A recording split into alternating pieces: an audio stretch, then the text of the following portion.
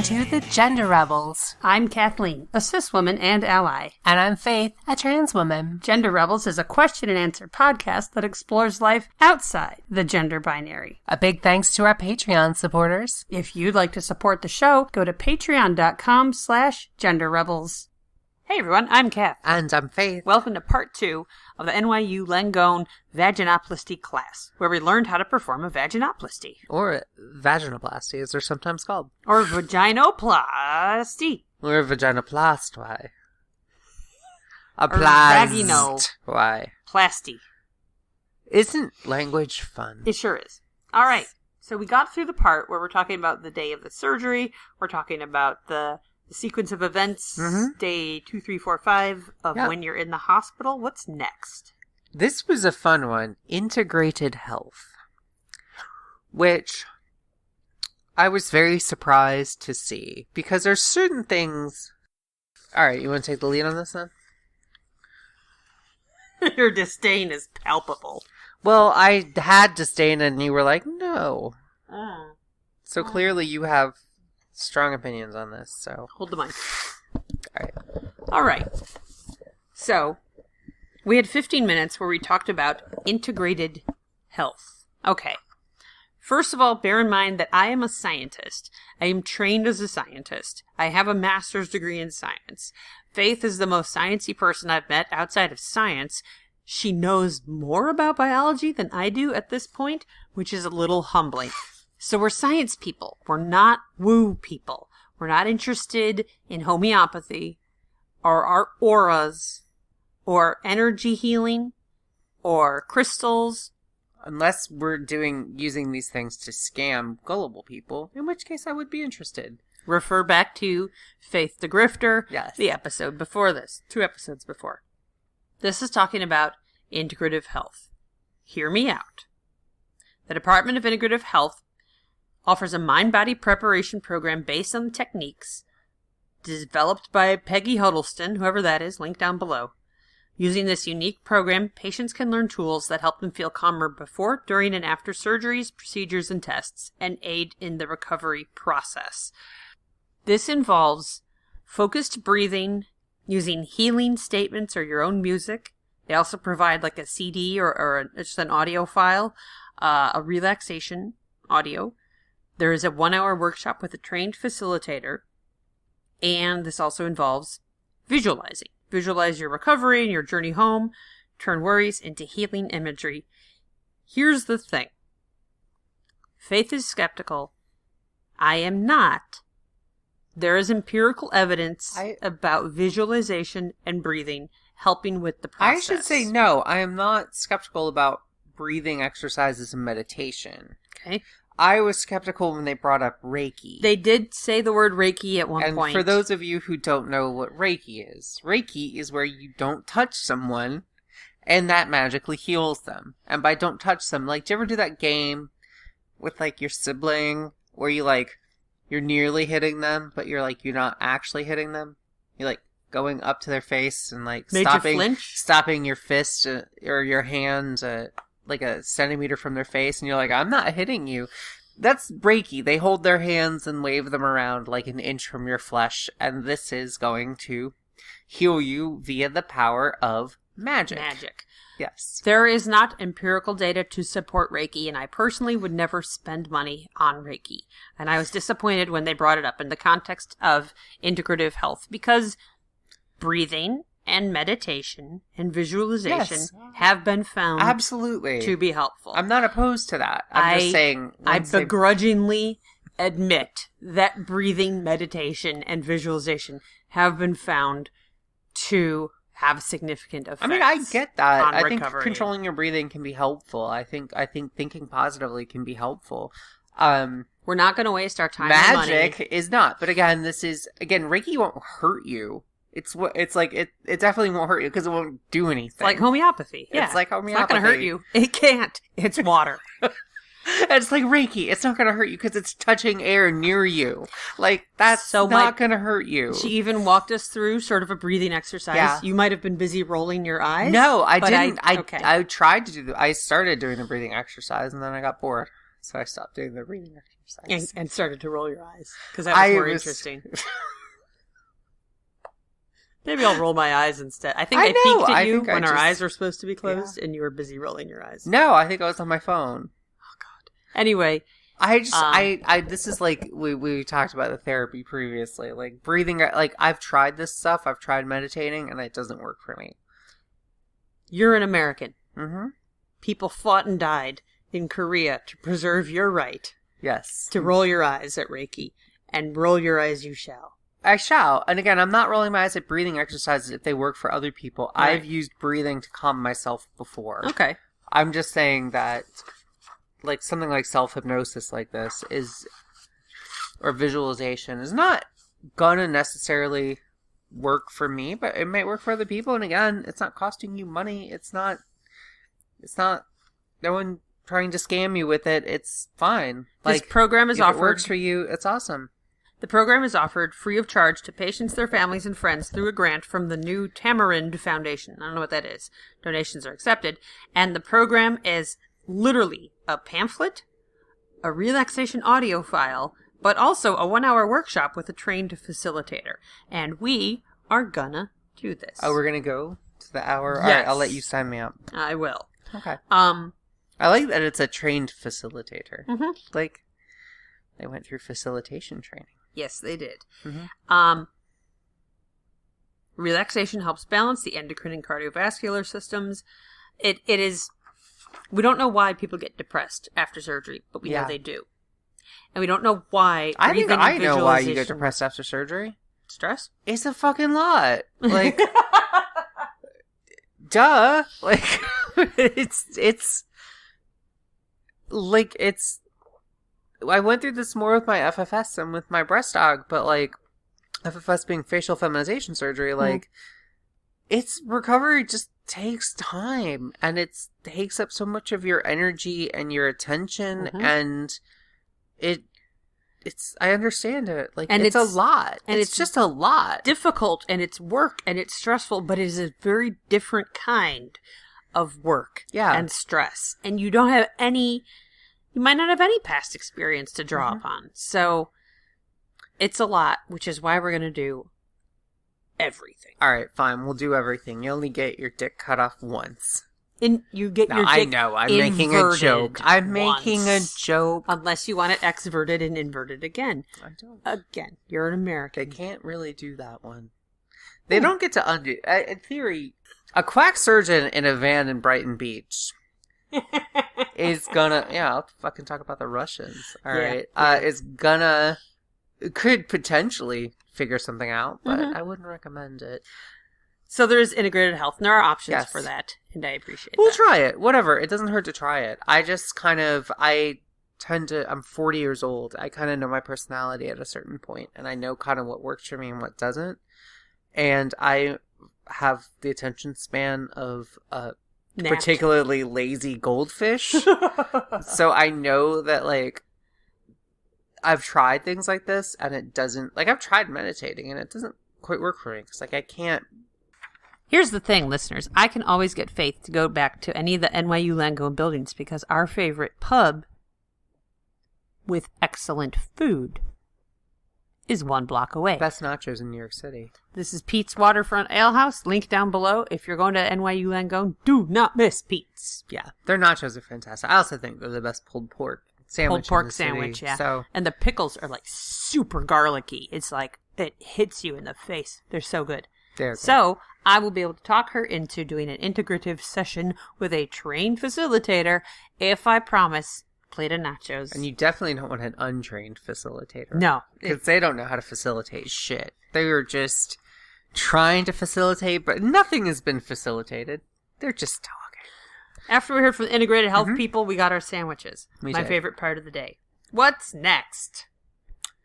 We did sandwiches, and they did... Oh, they had fruit snacks, by the way, which was nice. They had, like... Chewy fruit snacks. They had free it's coffee. Literally all she needs. They had coffee and water and fruit snacks and a nice spread of sandwiches and pickles and potato chips and oatmeal cookies and A pasta salad that wasn't very good. I didn't eat any of the pasta. It's a lot of peas for a pasta salad. I'm just all sandwiches I all the think time. peas are okay in certain circumstances, but not in this one. Anyway, food was good. Food was fine. So then we got to talk about the post-surgery and the aftercare support. And we've talked a bit about this. We mentioned the douching. We mentioned the dilating, of which there are a lot. So dilating is literally... You get 4 dilators. We went through this whole thing. We watched a video all about the dilators. It had CGI people, or CGI lady, dilating her CGI vagina. It was very nice. It was very very, what's the word? Kind of like weirdly, like a CPR dummy. Like the CGI lady, because I think she was transparent except for her vagina. Dehumanized? Yeah, like they tried to be like very generic in this person. And so it was, so we got to watch this. They have 4, you get 4 dilators. They come in a set of 4. Someone makes these. Good on them. They're color-coded.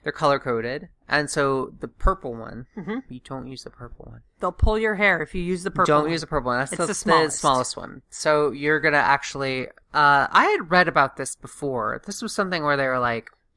if you want to have... you get your dilators, but then if you want to have sex with men or sex with people with penises, it's going to be... You have to, like, go up to this extra one. But they are not doing that here. They were just... And when I had my first meeting with them, they didn't bring that up. They just were like, here's the dilators, which I saw the dilators in person. They're big. Oh, they're quite big. And I'm like... And they're like, well, one of the dilators is, like, in you during the surgery.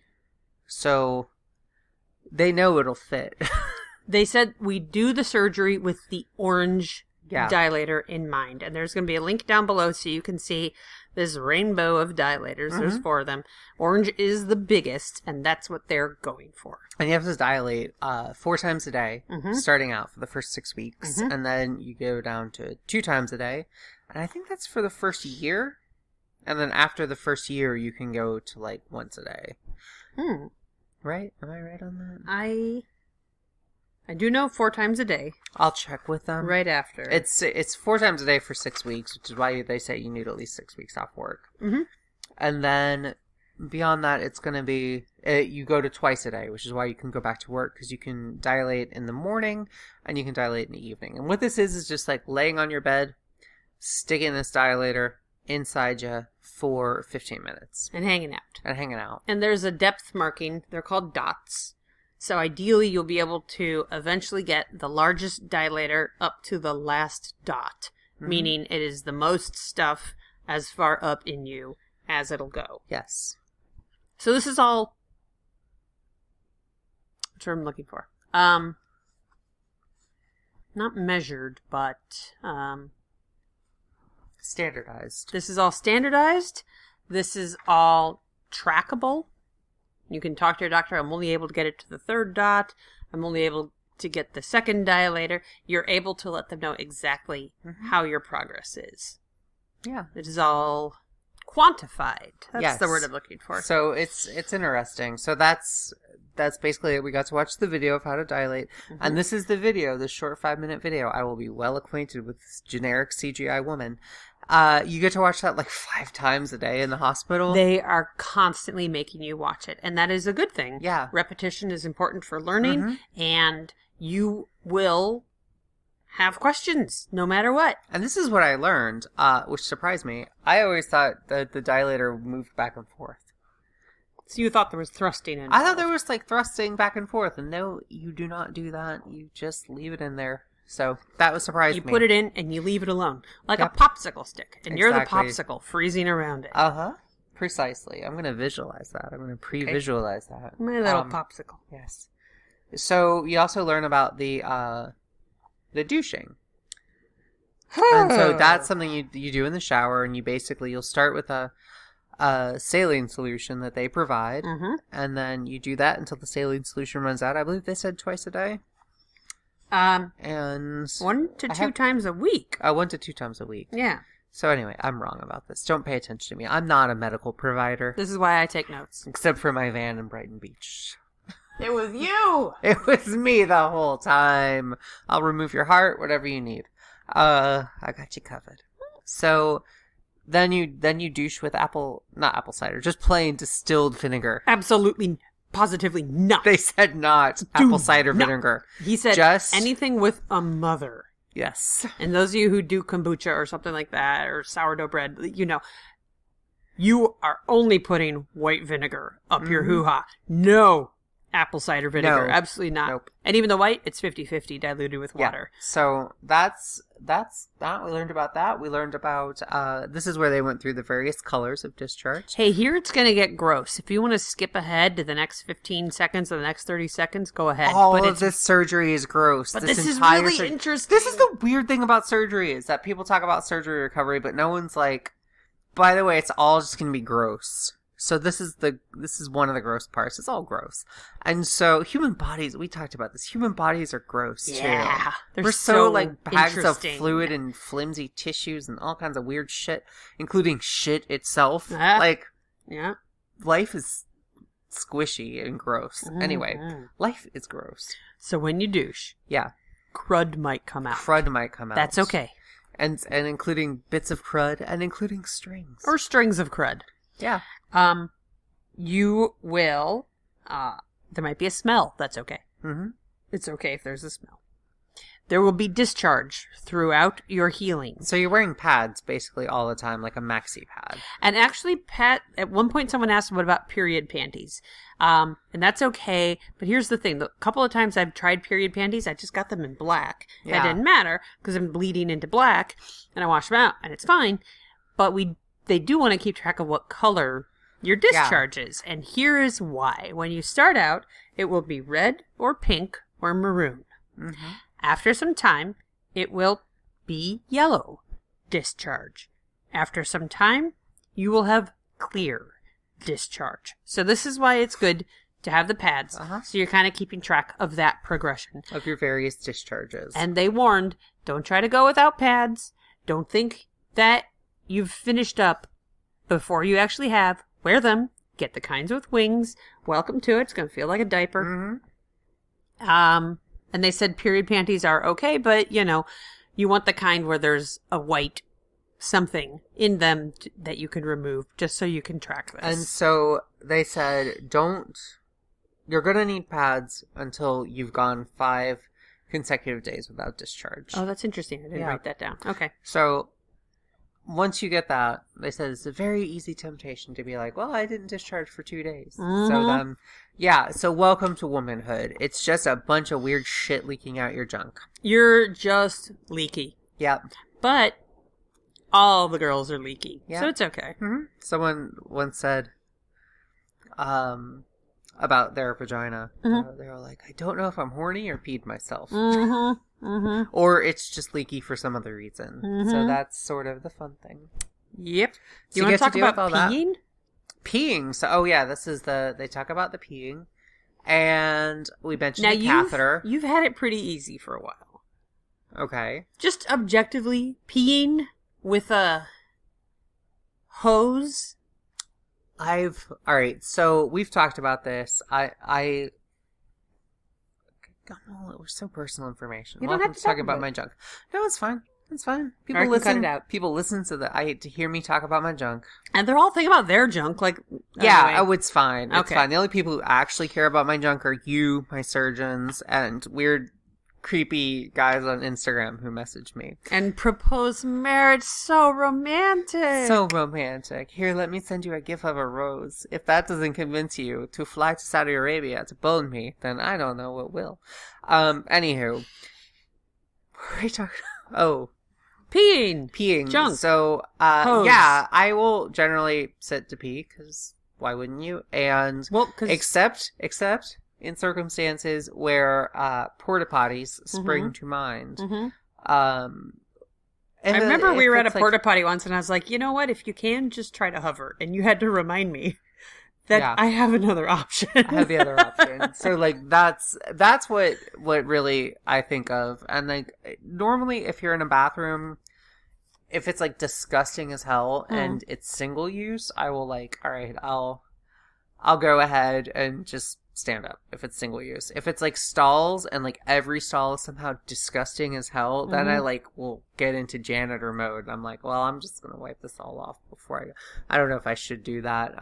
That's what I have to do. Yeah, okay. That's what we all No, have I to just do. want to make sure, because clearly people are leaving these things destroyed. And not you're gonna poop. have to do I'm not it. going to wipe poop. I'll find another.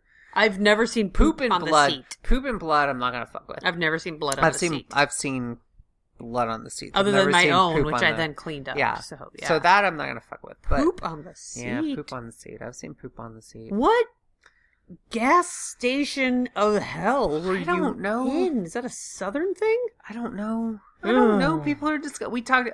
See earlier in the episode where we mentioned how disgusting humans are. So, yeah. So if it's really disgusting, I'll stand up. Yeah. But if it's So generally you sit. That's interesting. yeah, because I think it's, Even at home here? unless it's at like 3 a.m. and I have to pee. Yeah. In which case I'll just stand up because And it's you sit easier. because of having the feet in the right direction? Yeah. Okay. We've talked about this. We have. I know. Okay. So the idea in the future, In the future, it's all going to be sitting down. or you'll So- hover, or you'll wipe it down. Yeah, and, yeah. and the thing So- is, you wipe it down, and your brain's like, there's still pee molecules there Oh, I from know, a stranger, right? and you tell yourself, hey, brain, It's brain, touching my butt. it's just my butt and my thighs. I'm not going to Yeah. like eat a sandwich with my thighs. Although if you do want to see me eat a sandwich with my thighs, you have to pay extra for that. So, la la la, but I really have to pee, so I'm sitting down. Yeah. But those of you listening who have labia, if you've ever gotten a wax, like a Brazilian wax or any kind of wax, and you know how you pee right after? The pee just goes everywhere because your pubes were sort of directing it in one stream in the past. And then you take them away and it's gone. And you're like, why is the pee everywhere? Apparently this is what girls have to go through after they've had the surgery and had the catheter taken out. There's spraying. It goes everywhere, yeah. Involved. And that's also, like, when I've had a catheter before, it's like, peeing's kind of hard and weird after a catheter. I But think that 'cause has to do with the...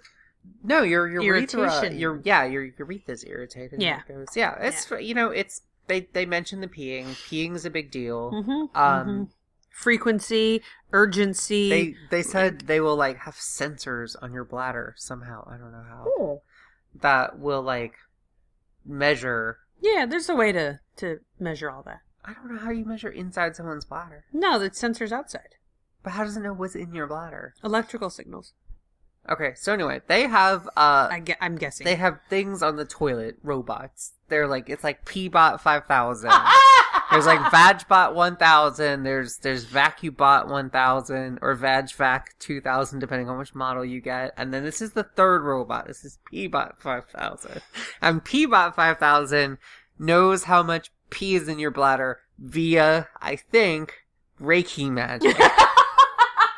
And so they'll, like, know that if you're peeing properly, because because Pbot 5000 sends secret little messages. It's quite a fucking gossip, that robot. It sends, I guess, Tells texts everyone. to your doctor. It tells my electronic medical charts everything. You can actually hook your Instagram up to it. There's like a If you QR want. code that you can scan. You can be like, it's my Instagram story. Oh, 2 grams left in my bladder. Uh-oh. Your peeing's going to be weird. You may even have UTI-like symptoms, urinary tract infection They said you're symptoms. gonna have UTI-like symptoms for the first week. And those are difficulty peeing, pain, things like that. Yeah. They're keeping an eye on it. You're keeping an eye on it. I'm keeping an eye on it. Mhm. You know there's nothing I'd rather do than track your urinary Oh, symptoms. yeah, totally. And lack thereof. And this kind of, it's normal. You were catheterized. You had a whole vag overhaul. It is so normal for your bladder to be like, what the fuck is happening? Yeah. And just roll with it as best you Mhm. can until your bladder figures out the system. Yeah. That is the post-surgery. So then we had the surgeon come in. We only had Dr. Blue Bond Langner. Blue Bond Langner come in. Dr. Zhao was unavailable. Was unavailable, working on some serious doctor stuff. Doctors are busy. Mm-hmm. You know, in like the U.S., I hope in other countries this is better, but in the U.S., doctors work like 175 hours a week. Like, they work however many hours are in a week, 24 times 7. I don't know, someone do the math for me. They work like 10 hours more than that. They actually have to like use a time turner or something. And this is like after residency. This is after internship. This is just the gig. Doctors... Hey, anyone listening? And correct me if I'm nurses wrong. too. Nurses and like physicians' assistants and everyone. They all work too fucking much. We need more of these people. Take your lunch breaks. Medical professionals, please take your lunch breaks. I know that you need glucose in your system to operate at your optimal level. I know you know that. And I know you have phone calls to return. And I know you have orders to write. And I know you have prescriptions to renew. Please eat lunch. Please. We really want you to. Mm-hmm. Do it for me, Kath, of the Gender Rebels. So then they talked about the post-surgery supplies. Mm-hmm. You have a list. Let's go shopping. Women be shopping. They clearly are. And you know what these women be buying? Unscented baby wipes. Unscented everything. Unscented pads with wings. Mm-hmm. We were recommended by someone on the patient panel, surgical lube. Yeah. So different from sex lube, there's surgical lube out there. You want the water-based, you don't want any of the petroleum product-based. One woman on the panel suggested protein drinks. Sometimes you won't be hungry, but you need to eat. I don't know what are protein drinks like Slim Fast shakes, or what is that? Something like a Slim Fast. I don't know. Or is it those muscle building? I think it's those muscle building protein. We'll Google shakes. it. If you have a favorite protein drink, let us know at questions at Gender Rebels or on Twitter or on Facebook, or just here at Podbean. Comment. Protein drinks, Q-tips apparently, sometimes known as baby gays. So. Give us some background on the word baby gays, if you would. Originally, they were only intended for use on infants. Gay ones. Gay This babies. was back in the day when gay meant happy. And so a baby gay is like, it makes the baby happy. It gays the baby. So it was for tickling? I don't know. I think it was for cleaning out the ears. But anyway, it's... Because Q-tip is a registered trademark of Nestle, I assume, or Disney. I think those are the last Either two companies Nestle left. Or Disney or Amazon owns And Q-tips. so, other than those, that's a registered trademark. So the generic term is sometimes cotton swab, but I like using the term baby gays. You know what you see sometimes? What? Cotton buds. Oh, buds. Like a rosebud. Like a cotton bud. A like bud. It's your bud. It'll blossom. Yes. And also it is your little friend. Mm-hmm. Apparently you need lots of pads and lots of lube. Okay. Pads and lube. Lube and pads. Well, it's because you need the lube's going to fall into the pad, right? The lube will go into the pad, and then you will throw it in the garbage. It will go to and you'll have a another landfill where it will lie forever. I'm leaving my mark on the planet. A whether I want to. I'll be forgotten within like 50 years of my death. Won't. Right? No. Like, I'll be forgotten. So who's going to remember me? You'll be dead too. We're going to radio out the Gender Rebels, since it's going to go to all the aliens space. in the universe. The point is, maybe I will not be remembered. They say there's this moment. This moment happens for everyone, and it's the last time someone thinks about you. And there will be a last time anyone thinks about you. And here's the thing. Even Sargon the Great, right, from like 6,000 years ago, is still like some ancient person. I don't know.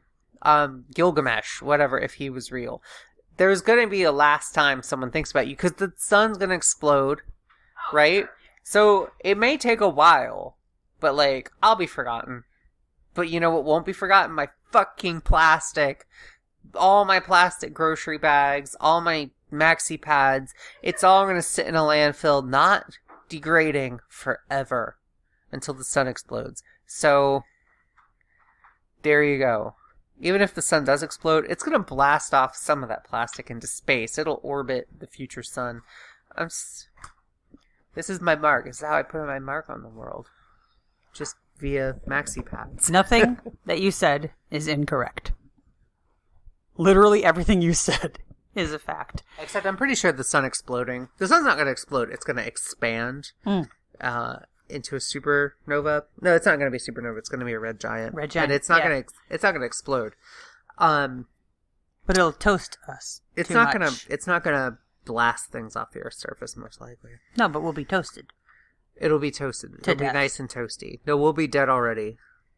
Like we personally, or humanity? Life, if we don't get off the planet. We won't. Photosynthesis can only happen for another 800 million years. Okay. And so once that happens, bacteria, not anaerobic bacteria, but like chemosynthetic bacteria may still survive for another, 100 million years or so. And then that's it. I feel sad for their culture that's going to disappear forever. Well, they don't really have a culture. That you can tell, That's you true. fucking snob. Yes, I'm a You're a chemosynthetic. multicellular I actually snob. think chemosynthetic organisms are fascinating. We mentioned my love of biology. Anywho, so It's a little patronizing, It though. is. Yeah. All right. So then we got to meet the surgeons. No, we talked about that. Yeah. We're going to talk about pelvic floor physical therapy. So This might have been the most important part of the day. And It I was think you were interesting. gone.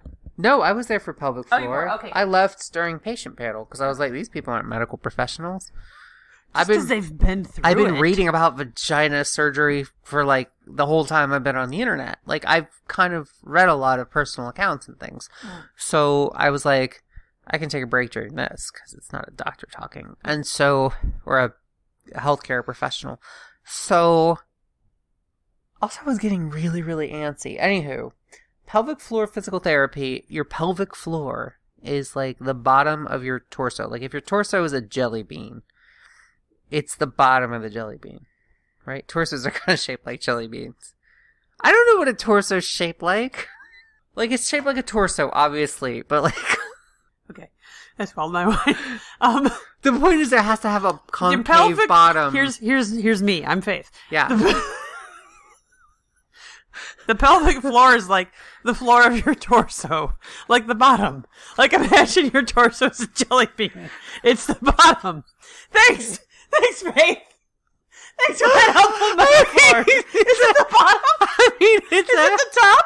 No, it's the bottom. Like a jelly bean. Or a ladder. Or the concept of brotherhood. It's the bottom.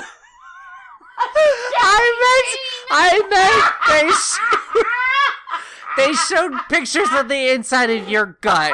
It's circular. Oh my god. It's like... No. It's an oval, right? It's an oval. So, like, take a sphere. I'm talking about the inside of your gut, your gut hole. So Your viscera. Your viscera, the hole. And so It's the bottom. the point is you take a sphere and you elongate it, and that's kind of what the inside of your gut hole looks like. Your carcass. Your carcass. And so the bottom is like a bowl, okay? Which is where the jelly bean thing came from. I was trying to come up with something that was roughly the shape. And round on the bottom. And round on the bottom, okay? Sorry, that's hilarious. But yes. So your pelvis has been pelvic floor compared to like a basket, like a bony basket, Okay. especially if you picture like a baby developing within a uterus within a pelvis. So the pelvis. So they're talking about the bottom. Your bone basket. Of it. Your bone basket. So your that is bone your basket's got a lot of muscles and junk attached to it that you have to strengthen. Why do you have to strengthen? So your the guts basket don't fall out muscles? your new vagina. Wait. Right? Whoa! No, I don't know. Wait, why do I? Your guts are not going to fall out your Okay. new vagina. I promise that. Because there's membrane that holds There's your a lot guts of, in place. No, I'm Don't sorry. worry Why the pelvic floor? You answer that one. I think strengthening the pelvic floor, and the short answer, if you're wondering how, is Kegels. We'll get to that in a second. The idea is that's going to help you with urinary continence, meaning the control over your urine. It is also going to help you with orgasm, and I think it will help you with healing. So they were focusing on pelvic floor health for a reason. There's literally a physical therapist for your pelvic floor. I made an appointment with the physical therapist. Good. And so they went through a few exercises. I've been planking. Planking is the first one. Planking can help work that. Kegels, you mentioned. Kegels is like, you just have these muscles down there that you kind of tense. The muscle you tense to stop yourself from peeing Those are your Kegels. Kegels. And you want to be able to hold them tense while still breathing and having a conversation. Like I'm doing right now. Okay, that I did them a second ago. Okay. Because some people can pulse their Kegels on, off, but the tricky thing is sustaining. Okay. Because that's what I was when I was sitting at a conference. I was just doing Kegels. Literally everyone in the room was doing their Kegels at this point in the conference. So, but I wasn't holding it very long. I was just kind of I'm not pulsing able to hold it very long, but I'm working on that as well. Okay. Here's the thing: you can figure out what muscle it is, stop your peeing to figure out what muscle it is, and then work it. But once you figure out what the muscle is, don't do that while you're peeing anymore, because that confuses your bladder and your whole system down there. So just work them in a non-peeing situation. Yes. So yeah, that's a big part of pelvic floor development. But when you're talking about planking and other things, there are a series of exercises that they encourage all of the girls to do in advance of the surgery. Planking is one of them, and that's mostly your core? That's all core. That's everything. I have planked a few times. Planking is rough. It's Google it if you're unfamiliar. It's basically just kind of holding a push-up. Yes. And I did it for 30 seconds one night, and that was about what I could stand. Goddamn miracle. She's been sore for 2 days. And then I kind of went online and was like, okay, how long are you supposed to be planking for? And they said that you want to get up to 3 reps of 1 minute each. A minute plank? A minute. Are you serious? Yeah. I can do 30 seconds. It's only twice that. Yowza. When I started running, I could barely do a minute of running. What does it say here? And now I can do 30 minutes of running. So, like, it doesn't say here specifically, time-wise. It just explains how to do it. Okay. So I did 3 sets. I tried to do 3 sets of 30 yesterday. Yesterday was my workout day. Today's my rest day. I burned 450 calories yesterday. Nice. All right. So, and that was not on the elliptical, which is easier. This is hard stuff. And so, not that if you're doing elliptical, it's a bad thing. It's great. Burn the calories. It's just not toning. So, anywho, so the pre-surgery. I did one of them. I did 1 30-second, and then I waited, and that, like, kicks my ass. And then I did a second 30-second, waited about another 15 seconds, and then tried to do the third, and I got about 20 seconds into the third one, and I just, like, collapsed. That's how it starts. Because my muscles just start shaking. My whole body starts shaking. Like, they're like, don't friggin' do this. We're muscles, not building supplies. And so... They're your muscles. Fuck them. You'll do what I tell you to. I know, right? And so then they did heel drags, which is basically just lying on your back and, like, dragging your heel slowly towards your buttocks while maintaining tension in the core. So you're basically just kind of holding your core and then pulling your muscles up. And that kind of works your abs a little bit. So it's core, but it's also like your thigh muscles. Yeah. Is that your quads? I think that's your quads. Because I had to ask. They were like, for the next one, quad buttock squeezes. They're like quad, like, you know what that is, but then buttock, they're like just buttock, not the muscle. I didn't say thigh / buttock squeezes. They didn't say thighs or like quad / glute squeezes. Like, for one, they use the general term, and the other, they just... So I had to ask, because they kept saying quad, and I'm like, what's the quad? I assume there's 4 of them. I don't know, maybe there's 2, because you only have 2 legs. So that one, you lie on your back with a towel folded under your ankles, squeeze buttocks and quads, and try to make the back of the knees touch the ground. So I tried that one, but I couldn't quite get it to work, so I gotta kind of retry that.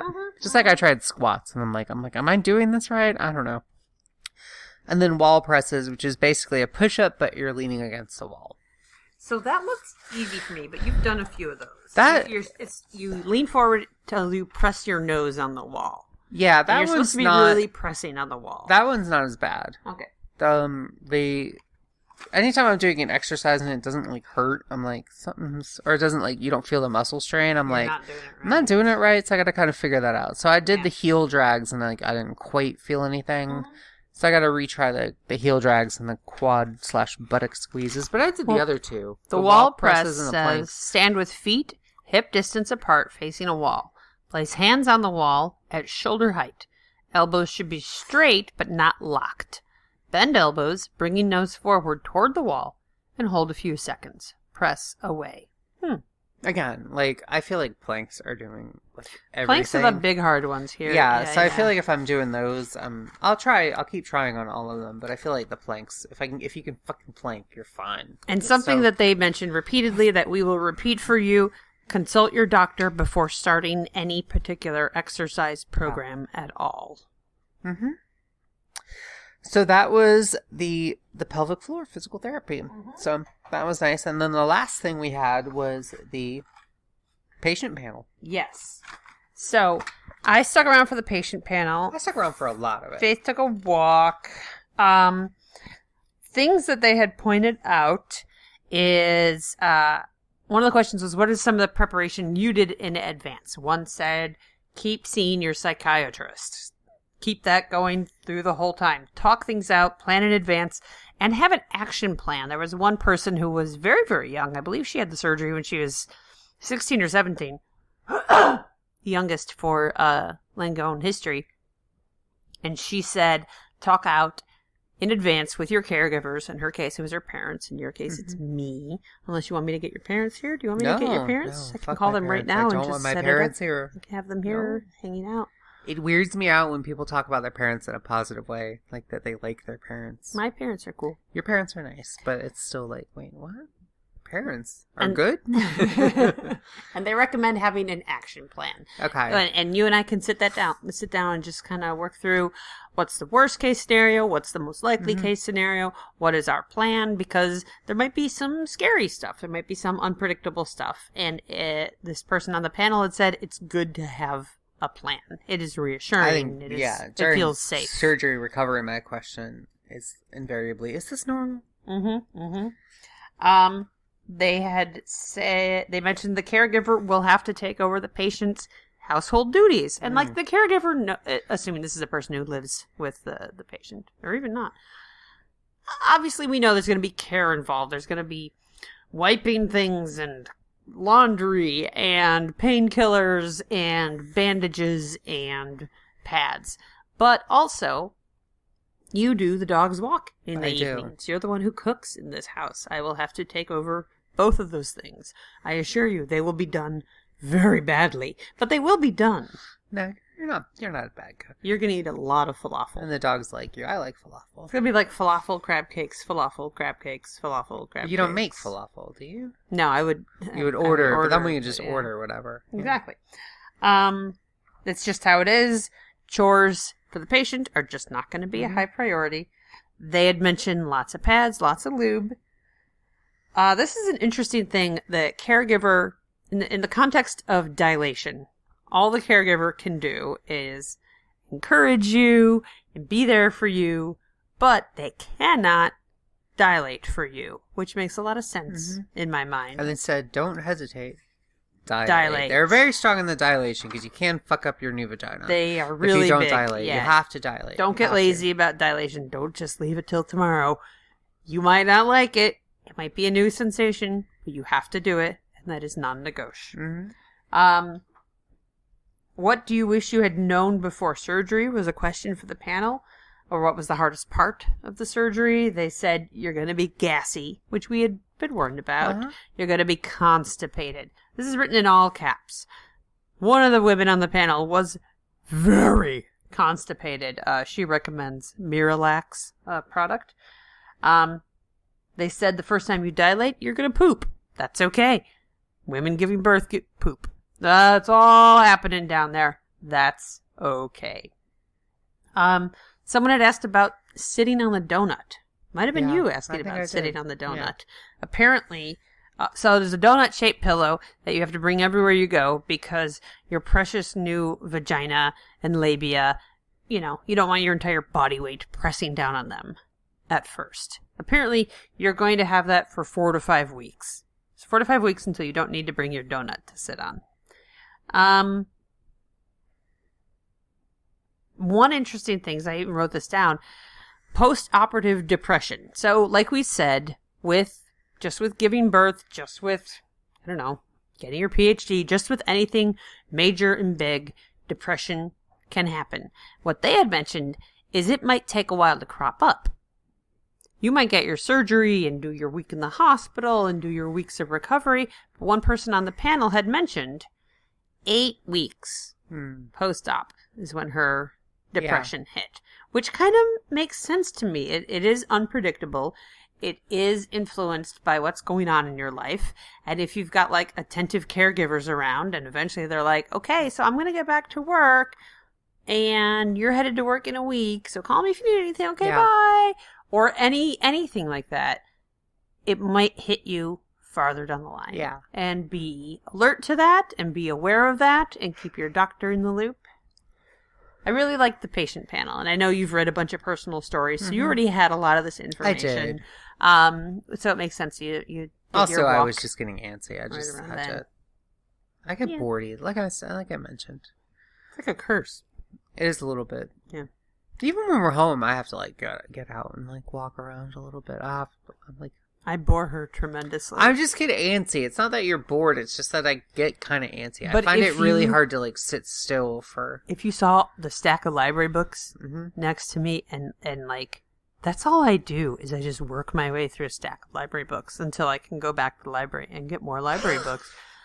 I'm like objectively a boring person, so it's okay I don't think so, but that she's you know, bored whatever. by me. But No, what did you think of the class?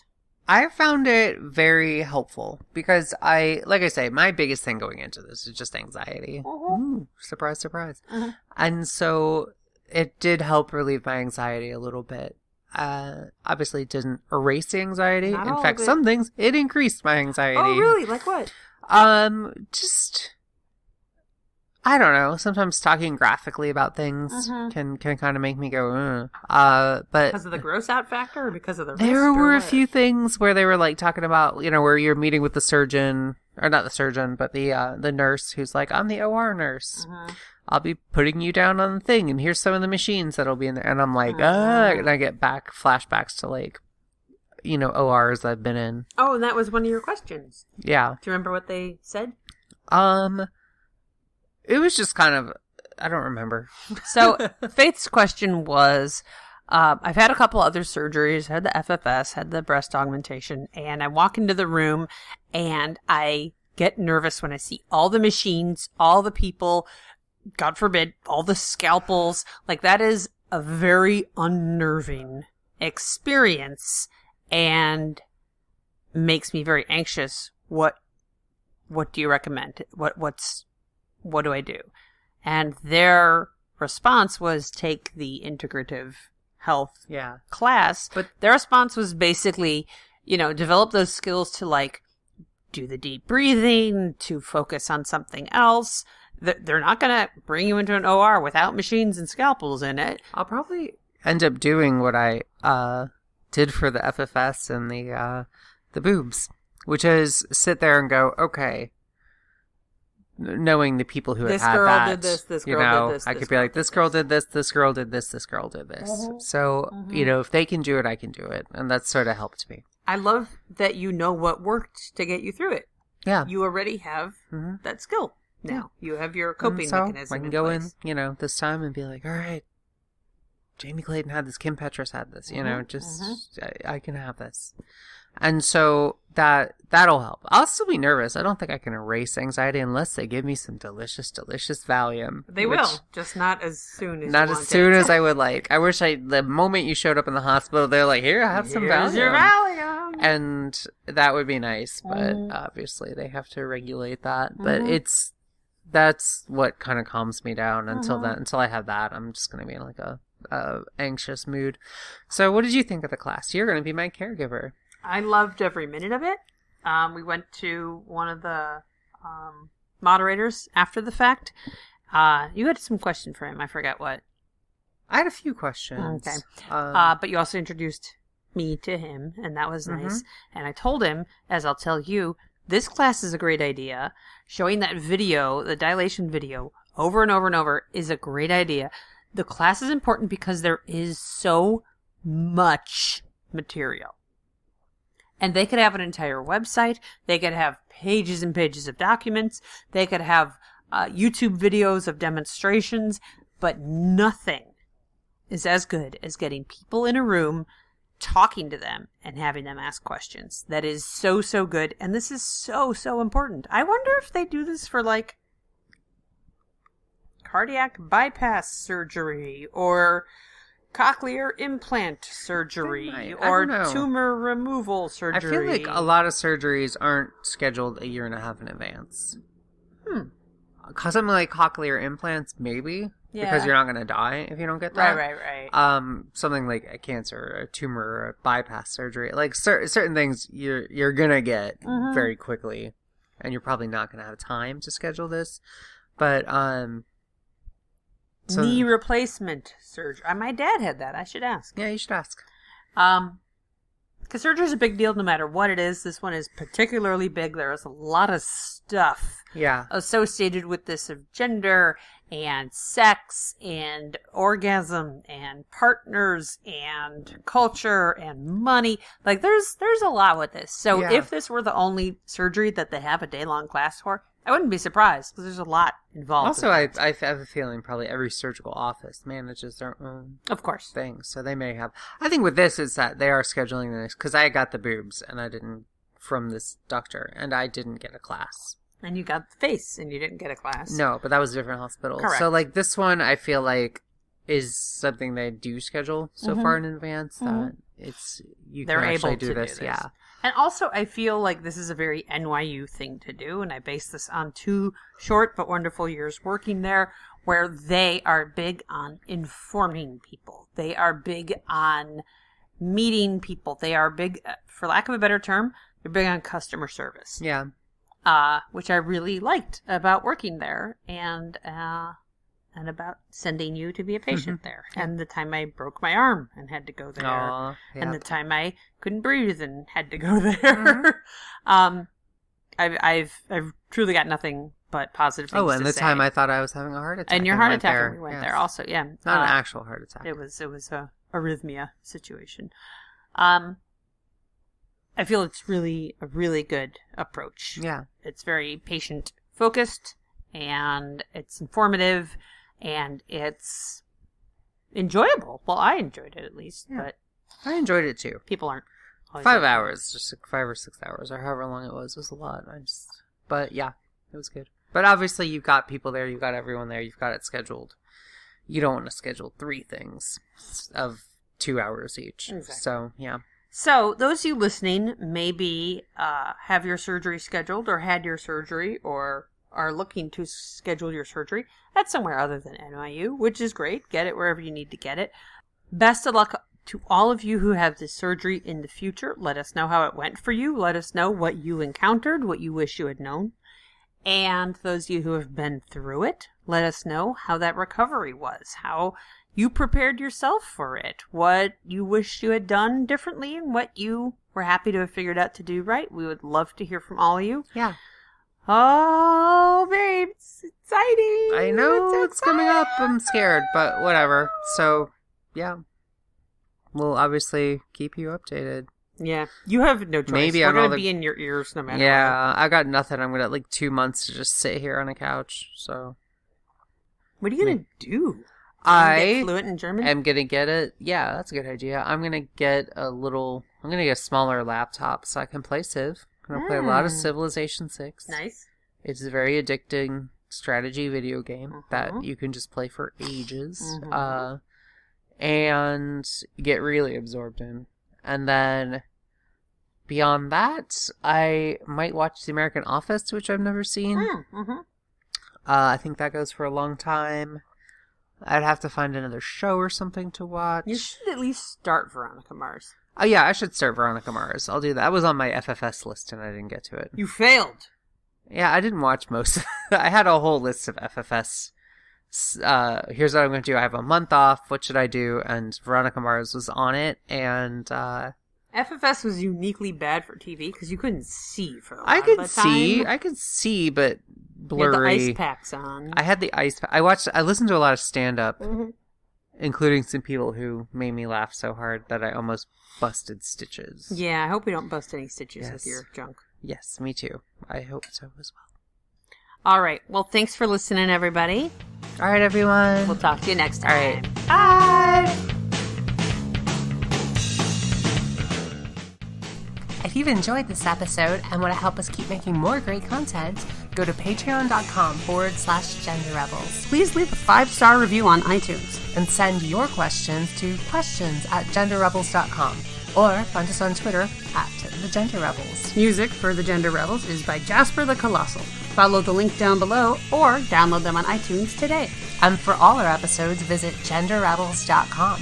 The Gender Rebels is a Comeback Sync production. Copyright 2020. All rights reserved.